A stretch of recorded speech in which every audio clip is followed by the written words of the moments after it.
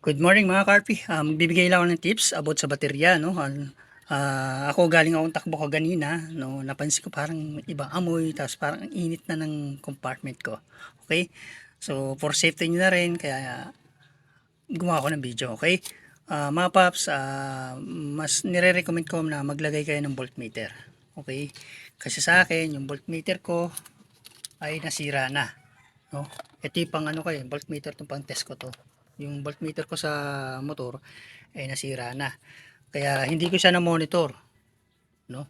Kaya yan ang nangyayari. Nagkaroon ako ng problema. Ang problema pag ganito, nag-overcharge yung baterya nyo, ah, kung may voltmeter kayo, kailangan ang charging niya is 13 to 14.7.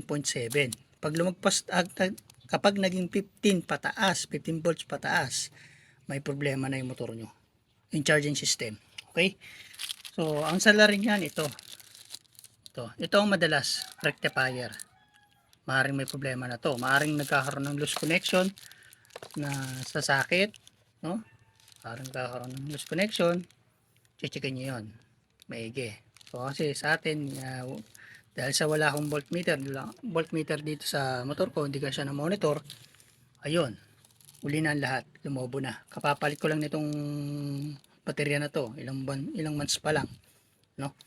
Kaya kayo, bago kayo magpalit ng baterya, siguraduhin nyo na maayos at gumagana ng tama itong rectifier. At dapat, huwag nyo kakalimutan, maglagay ng voltmeter sa motor nyo para mas nakikita nyo yung charging system.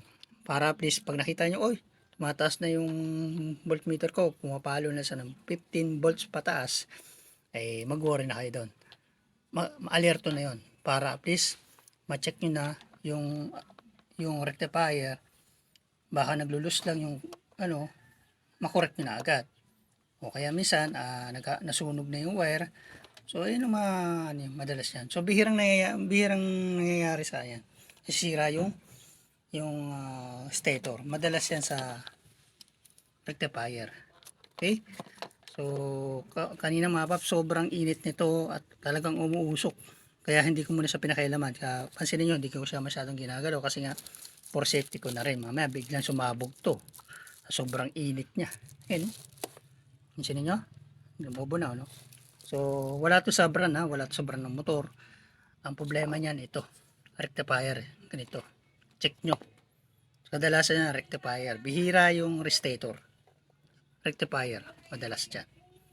Okay, checkin nyo maigi, no? Inuulit ko, bago magpalit ng bagong baterya, siguraduhin nyo na maayos at napalitan nyo, no? O maayos yung gumagana yung rectifier, no?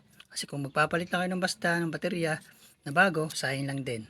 And then, huwag kakalimutan maglagay ng voltmeter.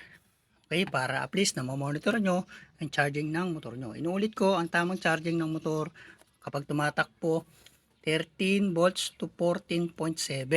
Kapag lumagpas yan ng naging 15 volts pataas, ano na yan, warning na yan, no? Agapan nyo na, checkin nyo na agad yung rectifier, baka naglulus yung sakit or may sunog yung wire.